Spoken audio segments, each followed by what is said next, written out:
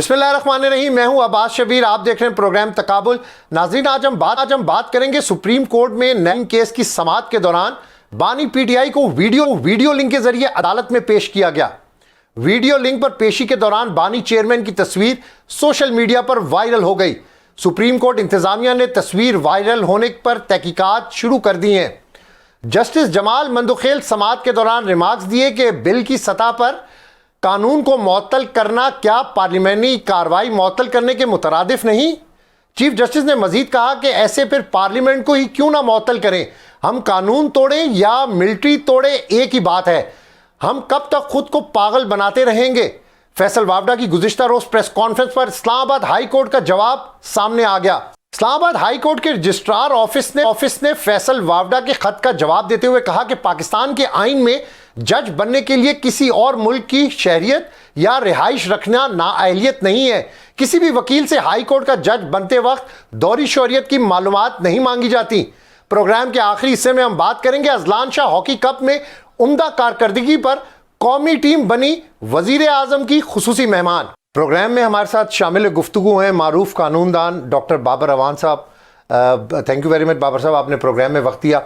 बाबर साहब, आज की जो समाअत है और एक जो तस्वीर लीक हुई है, वैसे तो अमूमन ये देखा जाता था कि लाइव ट्रांसमिशन होती थी, लेकिन आज वो लाइव ट्रांसमिशन भी नहीं हुई, लेकिन एक तस्वीर लीक हो गई।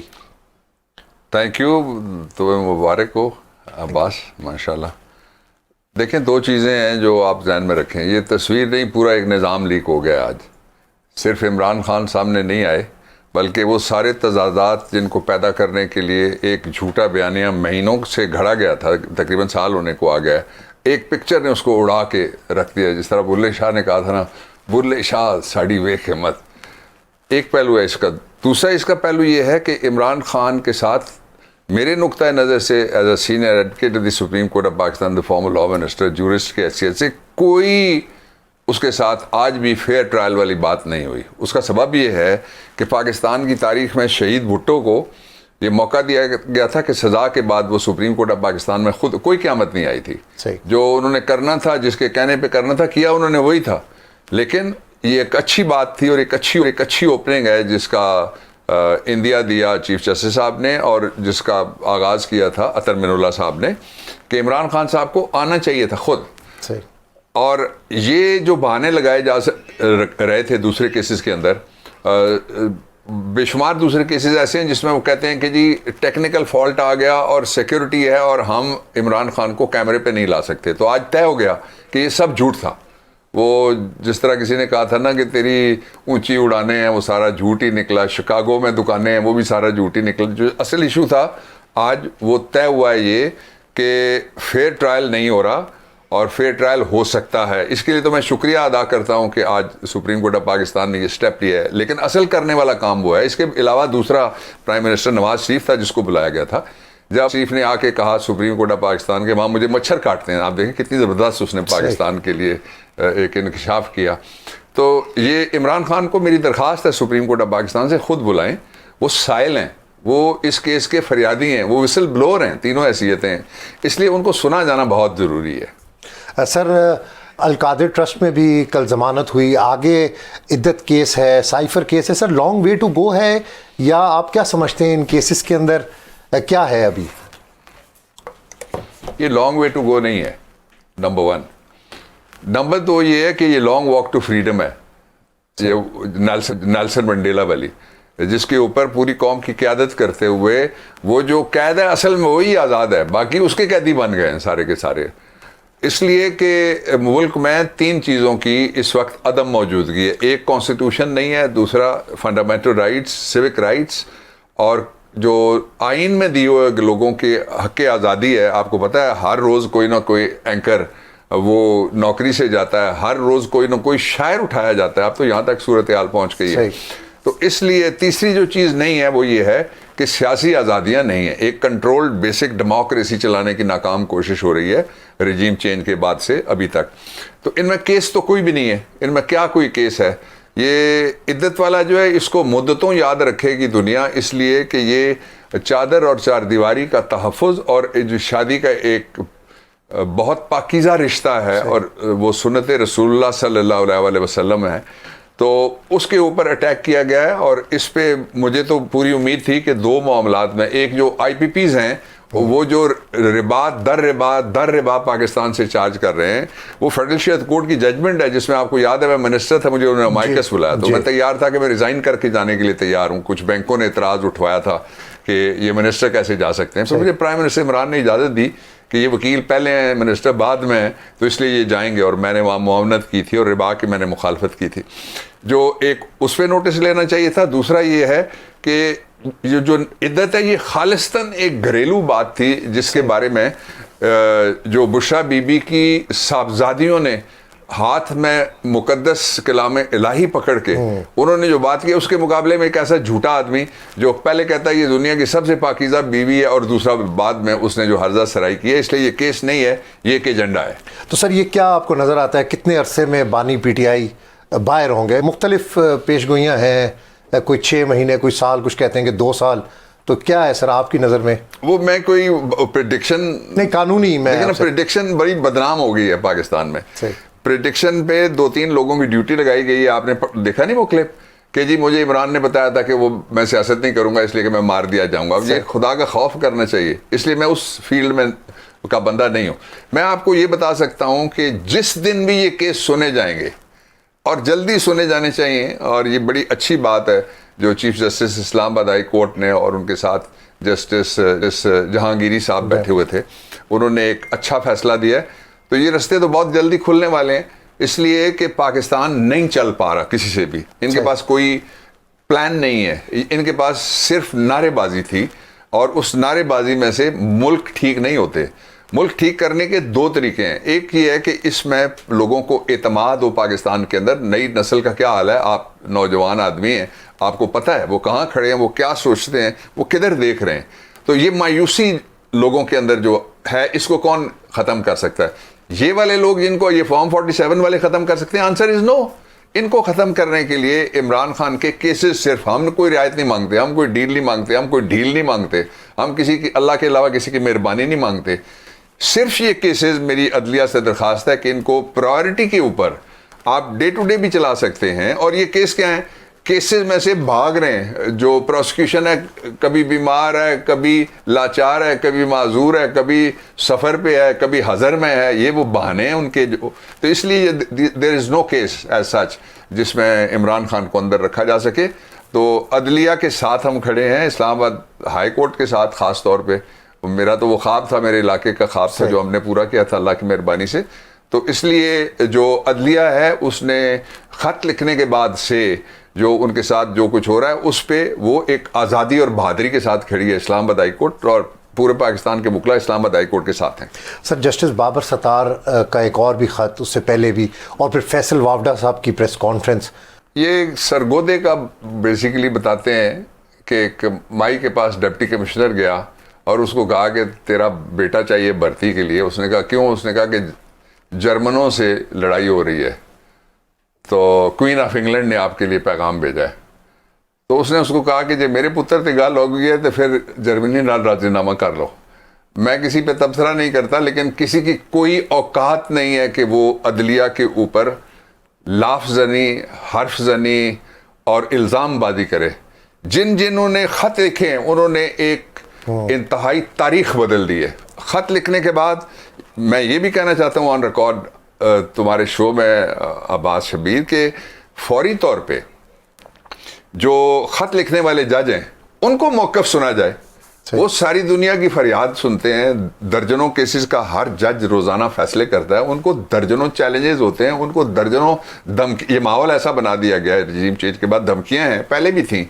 और पहले भुट्टो रेफरेंस में आपने नहीं देखा, जब मैंने फाइल किया था उस वक्त मैंने वो किताब साथ लगाई थी, मेमोयर्स कि चीफ जस्टिस एक साबिक कह रहा है कि मैंने दबाव में फैसला किया था। दबाव में तो अदालती कत्ल किया था, फैसला नहीं किया था। तो इसलिए ये जो जजेज हैं ये नई नस्ल की नुमाइंदगी करते हैं, ये नए ज़माने के जज हैं, ये दबाव में आने वाले नहीं हैं। इसलिए इनको बुला के सुनना चाहिए ताकि दूध का दूध और पानी का पानी हो। प्रेस कॉन्फ्रेंसेस की कोई औकात ही नहीं है, और प्रेस कॉन्फ्रेंसेस जो करवाने वाले हैं वो अपना टाइम ज़ाया करते हैं। सर मखसूस नशिस्तों पर जो इनिशियल सुप्रीम कोर्ट का ऑर्डर है, इलेक्शन कमीशन ने भी रुकनीत मअतल कर दी है, सर इससे कोई फ़र्क पड़ेगा सर? आगे हेयरिंग भी है, 2/3 मेजॉरिटी नहीं है ना। सही। ये तो जो हेयरिंग है उसमें इंडिया दे दिया, जो बेंच बैठा हुआ था उसने, 2/3 मेजॉरिटी नहीं है। और फिर ये है कि मैं तो हर तरह की एक्सटेंशन का शुरू से ही मुखालिफ हूँ। देखिए ये वो मुल्क है जिसमें 65 से ऊपर 67% के करीब अब आबादी है। अगले इलेक्शन में तकरीबन 3.25 करोड़ नए वोटर्स आ जाएंगे। सही। तो ये सारे लोग जो खड़े हैं ये मेरी नस्ल के लोग नहीं हैं। आप जो बैठे हुए हैं, जो कैमरा मैन हैं, जो बाकी उधर मैं देख के आया हूँ, अभी पूरा जो फ्लोर घुमा है, तो वो ये सारे वो लोग हैं जिनको मुस्तकबिल चाहिए। तो क्या कोई इंडिस्पेंसेबल नाकाबिले ऐसे लोग आ गए हैं जिनका कोई मुतबादिल नहीं है कि हम सबको एक्सटेंशन देना। एक्सटेंशन एक दिन की भी नहीं होनी चाहिए, और ये एक्सटेंशन अगर शुरू हो गई तो नौजवानों में और बेचैनी की लहर बढ़ेगी। अच्छा, ये बेचैनी वाला लफ्ज़ मैंने क्यों इस्तेमाल किया? आपने देख लिया आज़ाद कश्मीर में फतह कर लिया आपने जी। लोगों को फतह नहीं किया जा सकता, अपनी कौम को कोई भी फतह नहीं कर सकता। दूसरा ये है कि पहले ये एक बच्चों में मायूसी आती थी, अब ये तीसरी मायूस नस्ल आ गई है। मेरी नस्ल से शुरू हुआ था, इनकी नस्ल पे जाके खड़ा हुआ, और ये वाली जो नस्ल है वो पूरी तौर पे मायूस है। तो पहले किसी ने लिखा था ना उदास नस्लें, तो अब ये मायूस नस्लें पैदा करने की कोशिश की जा रही है। लेकिन इस मायूसी को इमरान खान ने तोड़ा हुआ है। वो सारा कुछ जो कह रहे थे नजर भी नहीं आएगा, दिखाएगा भी नहीं, नाम भी नहीं रहेगा, मिट जाएगा, एक तस्वीर ने उसको ब्लास्ट करके रख दिया है। सर लीक्स अभी आई हैं 2 दिन पहले, सर इसमें कुछ होगा या ये सिर्फ जस्ट न्यूज़? देखिए, एक आपने कहा कि कुछ होगा, इसके लिए साथ कहना पड़ेगा कि क्या कुछ करने का रास्ता नैब के कवानीन बदलने के बाद बाकी है? Answer is yes. ये बात किसी ने पहले नहीं कही, मैं कहने लगा हूं आपके लिए। इस मुल्क के अंदर आमला, आपने सुना हुआ ना आमला? जी हाँ। खाने वाला नहीं जिसका मजा बाद में आता है। जी जी।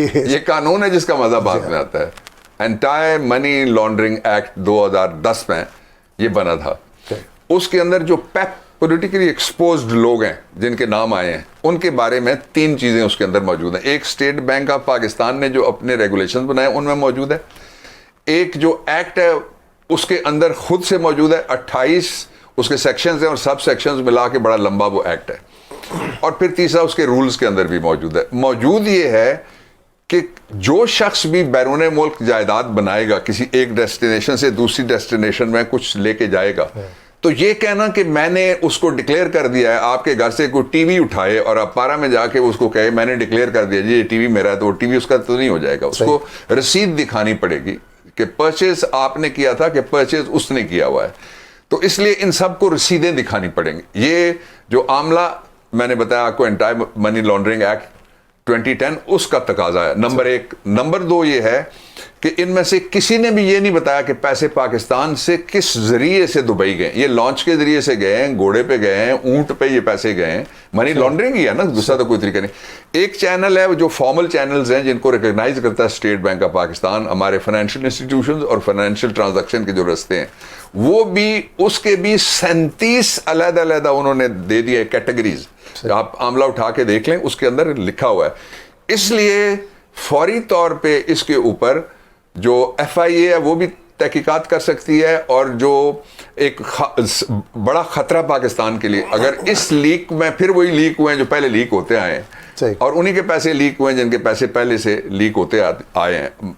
जो बड़ा खतरा पाकिस्तान के लिए मौजूद है कि जो मैंने एंटायर मनी लॉन्ड्रिंग एक्ट 2010, उसके अंदर तरामीम आई हैं। तरामीम किसने करवाई है? फैटेफ ने करवाई है आपसे। सही। और फैटेफ ने एक इसके साथ उसका नेक्सस है बहुत बड़ा, जो जिसकी वजह से हमारा नाम आपको पता है, हम काले होते होते रह गए, ब्राउन होके हमें इमरान खान की हिम्मत से हम वापस आ गए। फिर तो ये फिर खतरा पाकिस्तान के लिए बहुत बड़ा पैदा होगा अगर इसकी तहकीकात प्रॉपर नहीं होती। इसलिए कि पाकिस्तान के सिर्फ जो पैसे हैं, जो सिर्फ 2 दर्जन लोगों में से निकले हैं, वो आपने देख लिया कि वो कितने पैसे हैं। वो पाकिस्तान में खरबों रुपए हैं जो गए हैं, और किसी ने भी आज अभी तक ये नहीं किसी ने बताया कि ये पैसे किस जरिए से उन्होंने यहां कमाए थे। जब ऐसा जरिया ना हो तो इसको जो आपका आमला एक्ट है वो कहता है ये क्राइम प्रोसीड है, ये किसी न किसी जुर्म का नतीजा है जिसमें से उसने ये पैसे कमाए हुए हैं। इसलिए ये बड़ी सीरियस बात है, ये रुकेगी नहीं। सर मुल्क के सियासी हालात कहते थे कि इंतखाब ठीक हो जाएंगे, कोई नज़र आ रहे हैं कि सर मुस्तकबिल के अंदर किस तरह के ठीक होंगे? कुछ जालिब से किसी ने यही सवाल किया था जो आपने मुझसे किया है शब्बीर, तो उसने कहा था कि वही हालात हैं फ़कीरों के दिन फिरे हैं फ़कत वज़ीरों के, हर बलावल है देश का मकरूज, पाँव नंगे हैं बेनज़ीरों के। मुझे ये बताइए, जॉब अपॉर्चुनिटी को पैदा हुई रिजीम चेंज के बाद? Answer is no. किसी जगह पे कोई किसी के लिए रोटी खाने का जरिया को बना? Answer is no. जिस गंदम के ऊपर नवाज शरीफ की तस्वीर लगा के आटे के ऊपर दी गई थी, वो गंदम पता लगा कि खाने के काबिल नहीं है, वो कीड़ों से इन्फेस्टेड गंदम है और वो लंडे के भाव बिकने लगी थी, जिसको सोने के भाव उठा के।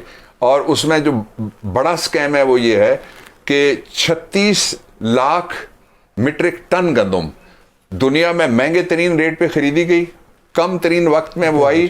कराची की पोर्ट पे उसको इसलिए ले जाया गया कि एक बैरून मुल्क से, एक बड़े मुल्क ने, वो मशरकी मुल्क नहीं है, उसने दबाया हुकूमत को कि चाइना बैठा हुआ है चूंकि गवादर में, इसलिए आप जो डीप सी की पोर्ट है उसके ऊपर जहाज नहीं ले जा सकते।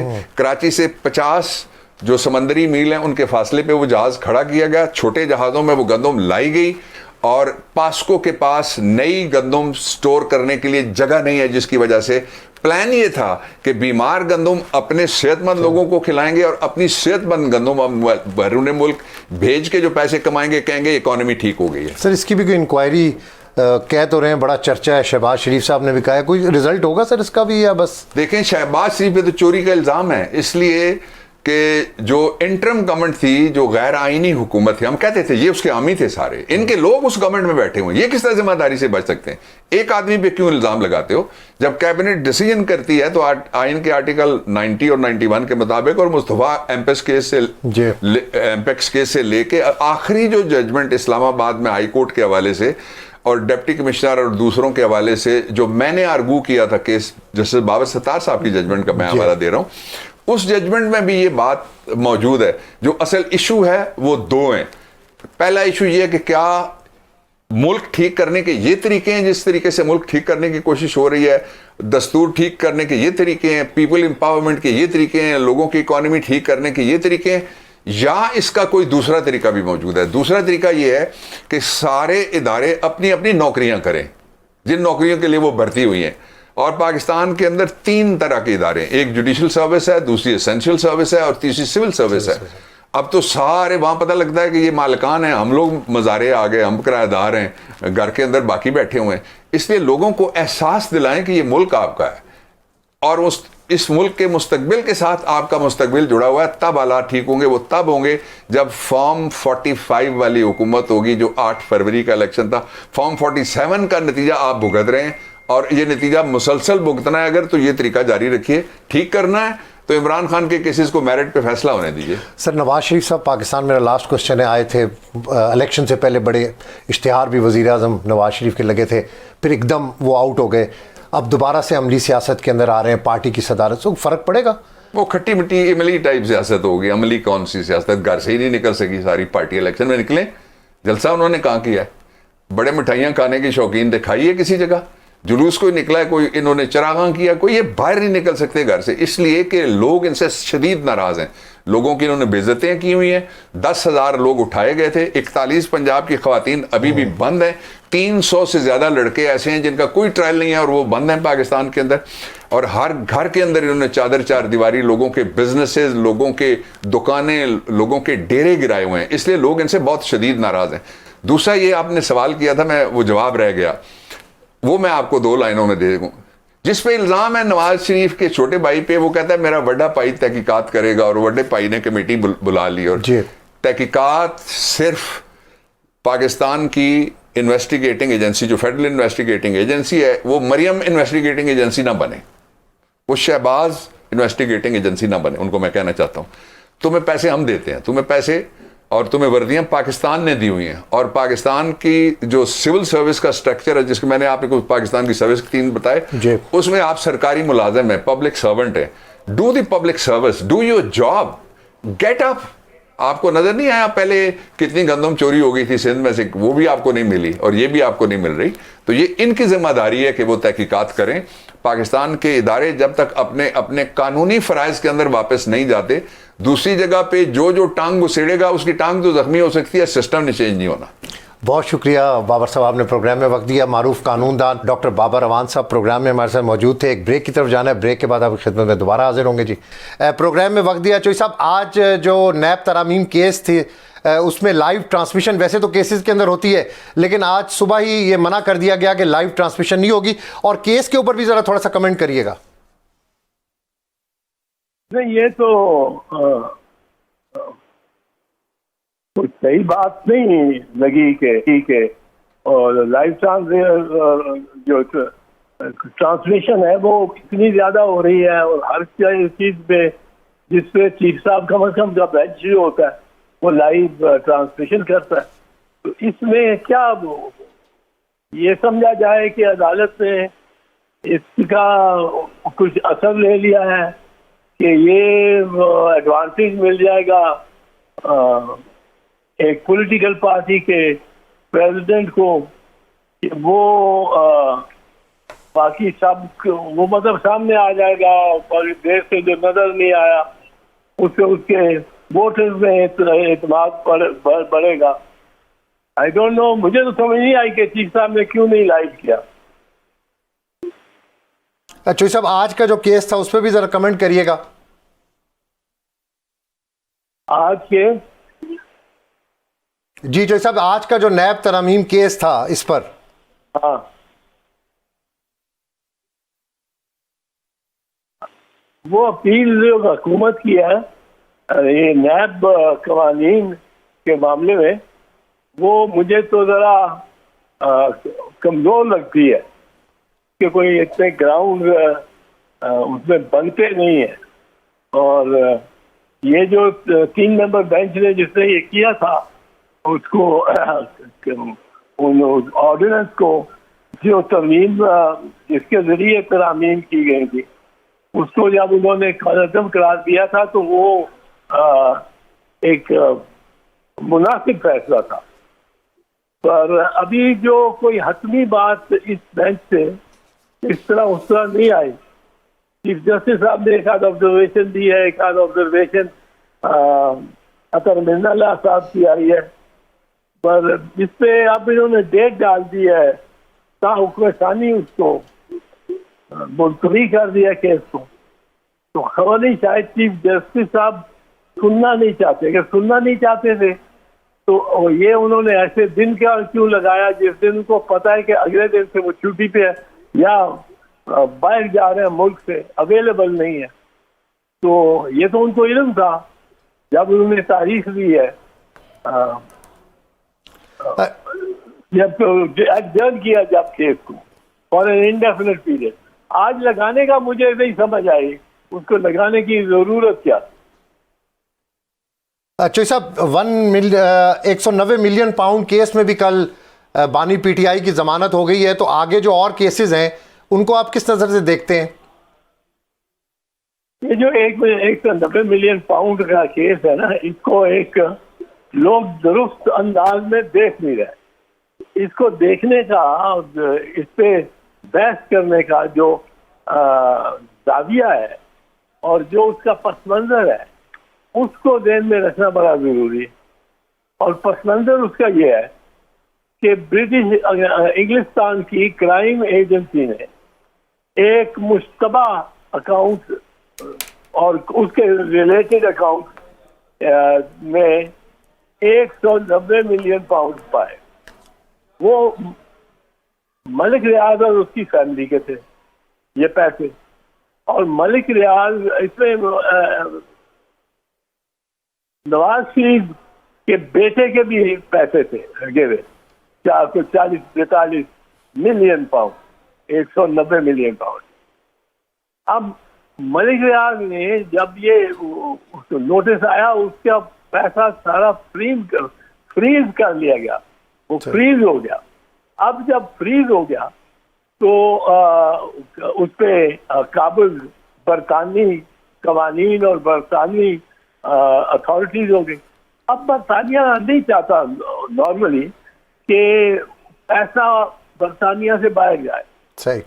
इंडियन 4,000 इंडियन बिलियनियर वहाँ लंदन में और दीगर शहरों में बरतानिया की पनाह लिए बैठा है, मकरूज है, अरबाक बैंकों से भागा हुआ है, दीगर इदारों से भागा हुआ है।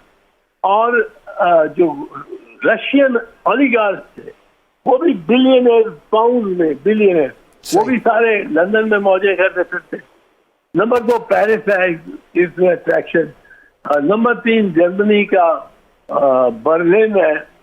अब ये शहर है जो कहते हैं आओ और पैसे हमारे पास जमा कराओ। अब क्या कैसे ये हो सकता है कि एक धीरज जहांदीदा कमेटी जो जिसकी मेंबरशिप मिल के बनती है, इंटरनेशनल क्राइम एजेंसी लंदन में बैठी, वो तकरीबन 200 मिलियन पाउंड की खतीर रकम को किसी रंग शख्स को दे देगी जिसको वो डिजर्व नहीं करता था।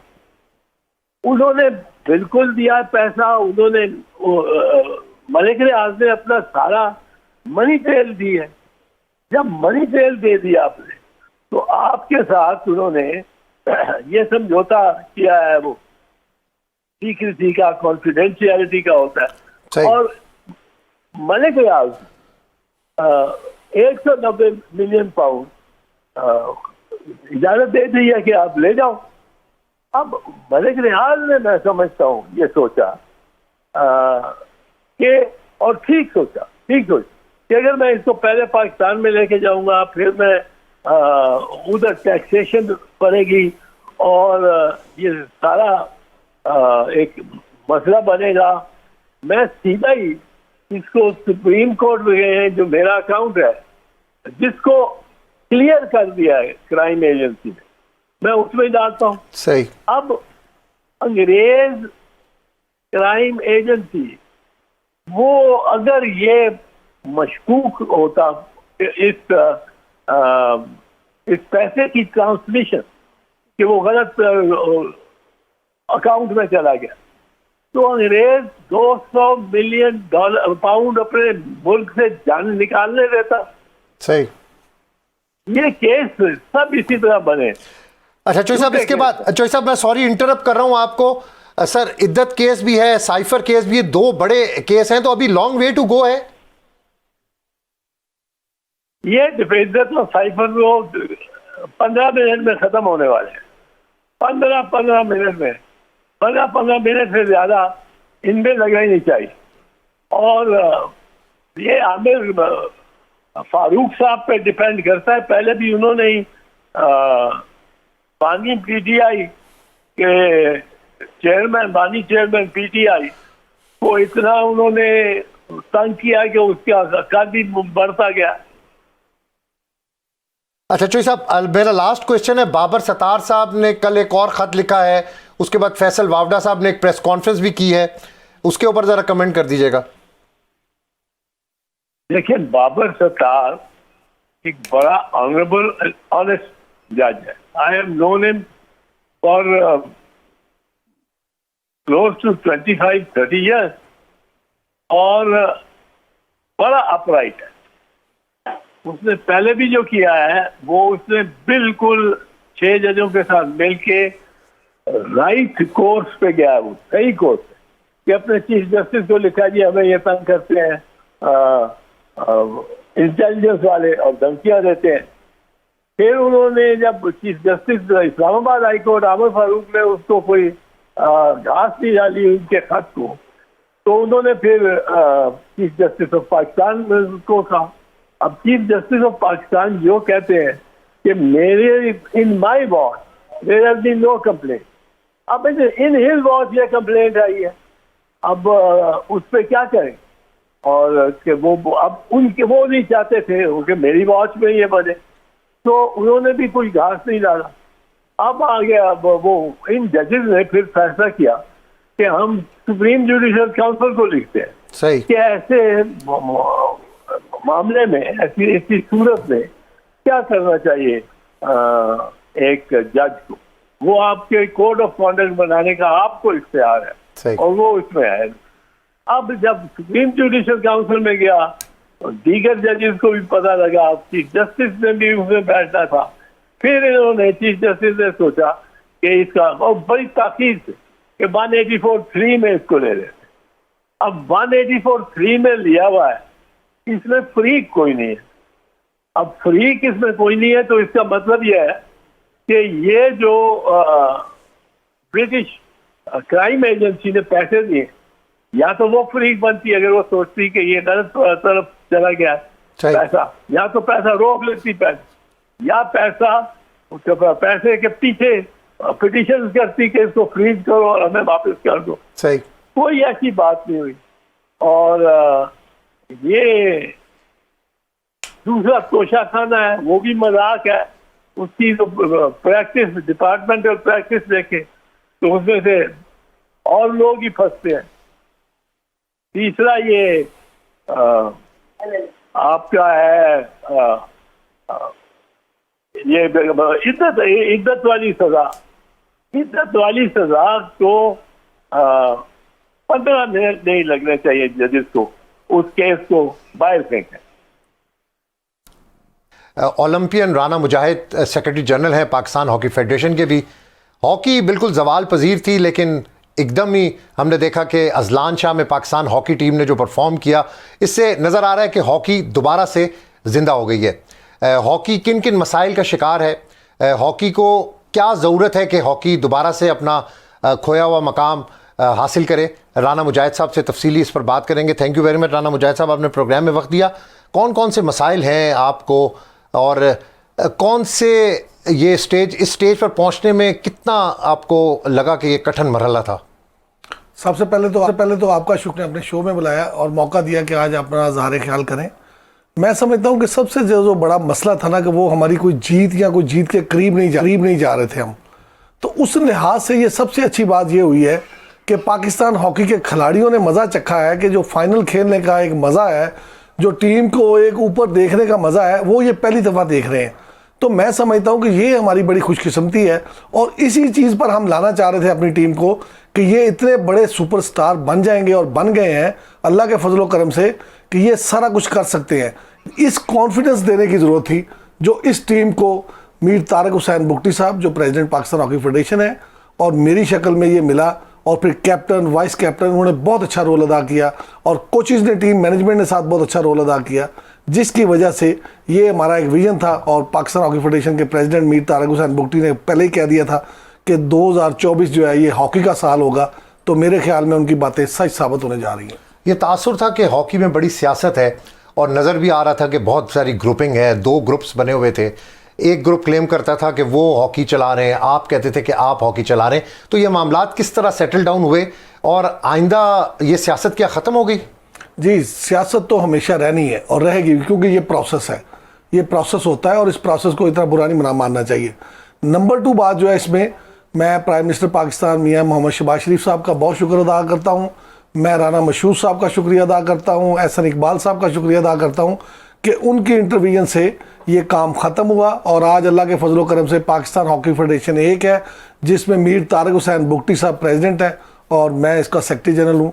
और आज मामला तमाम उसी तरीके से चल रहे हैं जैसे आपने देखा कि प्राइम मिनिस्टर साहब ने बुलाया, चीफ मिनिस्टर साहबा मैडम मोहतरमा मरियम नवाज साहबा ने बुलाया, और खिलाड़ियों की हौसला अफजाई की, फेडरेशन की हौसला अफजाई की, जिससे हमें ये बूस्ट मिला कि आगे बढ़कर अब इंशाल्लाह ताला ये टीम अच्छा परफॉर्म करेगी। खिलाड़ियों के पास रोज़गार नहीं था। आज हमने देखा कि वज़ीर आज़म ने खिलाड़ियों के लिए मुख्तलिफ डिपार्टमेंट्स के में रोज़गार का भी ऐलान किया। तो क्या इससे कॉन्फिडेंस मिलेगा प्लेयर्स को? मैं समझता हूँ कि आज वो काम हो गया है जो आप पाकिस्तान सोच रही थी, अवाम कौम सोच रही थी, खिलाड़ी सोच रहे थे, ऑर्गेनाइजर सोच रहे थे, कोचेज सोच रहे थे, ग्रास रूट लेवल वाले लोग सोच रहे थे, और जिनकी ये बहुत बड़ी डिमांड थी कि जी आप अगर रोज़गार के मौके पैदा नहीं करेंगे तो बाकी तमाम खेलें हॉकी के साथ साथ दफन हो जाएंगी। यही एक इंसेंटिव होता है खिलाड़ियों के लिए अब्बास साहब, कि जिससे खिलाड़ी जो है वो आगे बढ़ते हैं। और उनको यही एक चीज़ नज़र आ रही होती है कि कल अगर हमने पाकिस्तान में अपना फ्यूचर बनाना है तो हमारे डिपार्टमेंट्स हैं। तो मैं समझता हूँ मियां मोहम्मद शहबाज शरीफ साहब ने ये बहुत बड़ा कारनामा अंजाम दिया कि दोबारा खिलाड़ियों के लिए एक उम्मीद की किरण पैदा कर दी है और इंशाअल्लाह ताला ये काम आगे बढ़ेगा। राणा साहब, ये हॉकी इतनी डाउन क्यों थी? इसके डाउनफॉल की क्या वजह थी? मैं समझता हूँ जी कि सबसे बड़ी जो वजह है ना इसकी डाउनफॉल की, वो इसमें फाइनेंस नहीं है। जब तक आप पैसा नहीं लाएंगे और गवर्नमेंट इसको ओन नहीं करेगी, पैसा नहीं देगी, तो आप ये समझ लें कि प्रोग्राम करने मुश्किल है। अब आपको क्यों नजर आता है कि जी आज खिलाड़ियों के टीए नहीं दिए गए, तो कौन खिलाड़ी खेलेगा भाई? क्यों खेले? वो इसलिए ही खेलता है कि उसको कुछ इसमें इंसेंटिव मिले। तो जब उनको ये यकीन हो गया कि जो ये फेडरेशन आई है ये हमारे लिए लड़ेगी, हमारे लिए पैसा लेके आएगी, हमारे लिए ये बात करेगी, हमें मैचेस के मौके फराहम करेंगे, हमें टूर्नामेंट्स मिलेंगे, तो उनका कॉन्फिडेंस बिल्ड हुआ और वो अपने अपने जिस मुल्क में लीग खेल रहे थे उसको छोड़ के पाकिस्तान आए हैं। कितना बजट है आपका हॉकी का? बताते हुए भी शर्म है और मैं समझता हूँ कि ये एक बहुत ही पीनट है, लेकिन शुक्र है इस गवर्नमेंट ने इसको उठा लिया है। अब ये 35 लाख सालाना हमारा बजट है जी। कितना? 35 लाख रुपया सालाना। और आप अंदाजा लगाएं कि इंडिया 3 अरब रुपया अपनी टीम पे खर्च कर रहा है सालाना। और बाकी जो हॉकी नेशंस हैं उनका बजट कितना है? किसी का बजट भी इससे कम नहीं होगा। अब्बास साहब, सबके लगभग बजट है, लेकिन हम समझते हैं कि हमारा मुल्क इतना अफोर्ड शायद ना कर सके इस वक्त। हम कहते हैं कि 100 करोड़ रुपया तो लगा दें अपनी टीम के ऊपर, जो हर साल 40 से 50 मैच खेल सके। हमारी जूनियर टीम हो, हमारा ग्रास रूट लेवल हो, हमारा डेवलपमेंट लेवल हो, हमारा स्कूल लेवल है, हमारा यूनिवर्सिटी लेवल है, हम तभी ये सारे काम कर सकते हैं। और मैं समझता हूँ, मैं मशकूर हूँ राना मशहूर साहब का कि उन्होंने इसको टेकअप किया है और उन्होंने समझ लिया इस बात को, और अब प्राइम मिनिस्टर साहब को उन्होंने समझाने में कामयाब हो गए हैं। इंशाअल्लाह ताला मीर तारिक हुसैन बुगटी साहब ने अपना प्रोग्राम दे दिया है उनको, वो अब ज़रूर इंशाअल्लाह इस पर अमल होगा। राणा साहब, एक वक्त था जब हम हॉलैंड से कम्पीट करते थे, स्पेन, अर्जेंटाइन, तो अब उस लेवल के ऊपर पहुंचने के लिए क्या आपकी ज़रूरियात हैं और कितना लंबा टाइम आप लोगों को दरकार है? देखिए, इसमें खेल में कोई शॉर्टकट नहीं है। मैं गलत उम्मीद नहीं कभी भी दिलाऊंगा, और मैं समझता हूँ कि अब्बास साहब थोड़ा सा वक्त चाहिए, बहुत ज़्यादा नहीं है। पहला जो टारगेट हमने किया है, हमारी पाकिस्तान हॉकी फेडरेशन ने, तारिक बुगटी साहब ने, उन्होंने हमारे साथ यही मीटिंग की है कि हमने टॉप 10 में आना है। सबसे पहले हमारी ख्वाहिश है कि हम टॉप 10 में आए, उसके बाद फिर हमने फोकस करना है वर्ल्ड कप और ओलंपिक्स को। तो मैं समझता हूँ कि हमारा फोकस, हमारा विजन, हमारा प्रोग्राम ठीक है जिस पे हम आगे बढ़ना चाह रहे हैं। इसमें तमाम सीनियर्स की, हमारे खिलाड़ियों की, ओलंपियंस की राय शामिल है, और हमारा जो पाकिस्तान हॉकी फेडरेशन का थिंक टैंक है, कांग्रेस है, वो भी इस बात पे मुत्तफिक है। क्या ऐसा भी कोई प्लान है कि यूरोप के अंदर टीम को खिलाया जाए कि प्रैक्टिस हो और आगे बड़े इवेंट के लिए आप मुकाबला कर सकें बड़ी टीमों का? देखिए, अगर यूरोप के साथ नहीं हम खेलेंगे तो हम आगे बढ़ ही नहीं सकते। ये तो बात आप भूल जाएं कि अगर उस 5 नेशन जो कंट्रीज है, वहाँ पे स्पेन है, फ्रांस है, हॉलैंड है, जर्मनी है, बेल्जियम है, अगर हम इनके साथ नहीं मैच दो दफ़ा, एक दफ़ा वो हमारे मुल्क में है, 2 दफ़ा वहाँ हम जाएं, तो फिर ही हम आगे बढ़ेंगे। और यही एक तरीका है, यही एक हल है कि हमारे बच्चे वहाँ, खिलाड़ी जो हैं वो उनके साथ मैचेस खेलें, और कम से कम 1 साल के हम 40 के करीब मैच खेलें, तो फिर हमारे खिलाड़ियों को जो आप जिस लेवल पे समझते हैं उस लेवल पे आ जाएंगे, और उसी लिए ये फाइनेंस रिक्वायर है। और हॉकी के पाकिस्तान के अंदर मैदान तो बिल्कुल गैर आबाद है, उसके लिए भी कुछ हो रहे हैं इकदाम के इंटरनेशनल टीमों को भी पाकिस्तान आने की दावत दी जाए? जी हाँ, अभी हम जब गए हैं, मैं मशकूर हूँ मीर तारिक हुसैन बुगटी साहब का एक दफ़ा फिर, प्रेसिडेंट पाकिस्तान हॉकी फेडरेशन का, कि उन्होंने मलेशिया के साथ बातचीत की। मलेशिया के कोच ने कहा कि हम इस साल 44 मैच खेल रहे हैं, मलेशिया की टीम। तो अब आप अंदाज़ा लगा लें कि मलेशिया 44 मैच साल के उन्होंने प्लान कर लिए डिज़ाइन, मगर फिर भी उन्होंने हिम्मत की है और हमारे साथ बात की है। वो इस साल के आखिर तक हमारे साथ 5 मैच खेलना चाह रहे हैं। मैंने और मीर तारिक हुसैन बुगटी साहब ने उनसे बात की कि 5 मैच आप पाकिस्तान में खेलें, 5 मैच हम मलेशिया में खेलेंगे। हमारी जूनियर टीम वहाँ चले जाए, उनकी सीनियर टीम यहाँ आ जाए। और मैंने एक और रिक्वेस्ट की है अब्बास साहब कि गवर्नमेंट को मैंने ये कहने की कोशिश की है और समझाने की कोशिश की है, अगर अल्लाह करे वो समझ जाए कि इंफ्रास्ट्रक्चर बहुत हो गया, खुदा के वास्ते जो है इसको आबाद कर लें और अपने खिलाड़ियों पे पैसा लगाएं, अपने खिलाड़ियों और कोचिज़ पे लगाएं, अपने डेवलपमेंट ग्रास रूट लेवल पे लगाएं। ये ज़रूरत है हमें, हमारी ख़वातीन पे लगाएं, वो भी जूनियर लेवल और टॉप लेवल पे, ताकि उनको मौके मिल सके। अब इंफ्रास्ट्रक्चर बहुत है, अगर वो उसको हम बहुत तरीके से कामयाब नहीं बना सकते तो हमें क्या ज़रूरत है कि हम दोबारा नए नए स्टेडियम बिल्ड करें। राणा साहब, जिस तरह क्रिकेट में इंडिया पाकिस्तान क्रिकेट बहुत दुनिया देखती है, इस तरह माजी के अंदर पाकिस्तान इंडिया हॉकी भी बड़ी दुनिया और तवज्जो का मरकज़ होती थी, तो ऐसा भी कोई प्लान है? क्योंकि इससे पहले साल पहले मेरा ख्याल है हॉकी फेडरेशन ने कोशिश की थी कि इंडिया के साथ कोई बायलैटरल सीरीज़ खेली जाए। देखिए, अभी हमारी उनसे बात तो नहीं हुई, लेकिन इंशाअल्लाह ताला मेरी बात ज़रूर हो जाएगी जल्दी उनसे। और हमारी पूरी ख्वाहिश है कि इंडिया हमारे साथ 5 मैच खेले। हम इंडिया में खेलना चाहते हैं, इंडिया हमारे साथ यहाँ आके खेले। पाकिस्तान में इस सिलसिले को हम बीच में डाल के प्राइम मिनिस्टर साहब को तो ये ज़रूर सिलसिला आगे बढ़ाएंगे कि उनकी गवर्नमेंट वहाँ इन्वॉल्व है, वो यहाँ आने नहीं देती। हम चाहते हैं कि वो टीम यहाँ आए, पाकिस्तानियों का वो देखें कि क्या जोशो खरोश है, और इन मैचों को बहुत ज़्यादा जो और टेलीविज़न है वो टेलीवाइज करना चाहते हैं, वो इसके लिए स्पॉन्सरशिप देना चाहते हैं। तो हम ये समझते हैं कि इंशाअल्लाह ताला हमारी फेडरेशन, हमारे प्रेसिडेंट मीर तारक हुसैन बुगटी साहब इस पे वर्क कर रहे हैं कि जी ये हमने ज़रूर करना है। ये भी हमारे एक टारगेट में से एक टारगेट है कि पाकिस्तान इंडिया दोबारा खेलें और लोगों में। और मैं आपको एक बात और मज़ेदार बताऊँ बात साहब, कोई FIH का टूर्नामेंट ऐसा नहीं है जिसमें FIH की ख्वाहिश नहीं है कि पाकिस्तान इंडिया खेले। और फिर अगर ना कुछ हो सका तो हम ये भी ज़रूर कोशिश करेंगे कि वेन्यू जो न्यूट्रल वेन्यू उस पर ही खेल लें। बहुत शुक्रिया राना मुजाहिद साहब, अपने प्रोग्राम में वक्त दिया, और आपको एक बार फिर मैं मुबारकबाद देता हूँ जिस तरीके से आपकी फेडरेशन ने और आपकी प्लेयर्स ने परफॉर्म किया है और अजलान शाह में एक बड़ी कामयाबी हासिल की है। प्रोग्राम का वक्त ख़त्म होता है, अब्बास शबीर को इजाज़त दीजिएगा। अगले हफ्ते दोबारा आपसे मुलाकात होगी। अल्लाह निगहबान।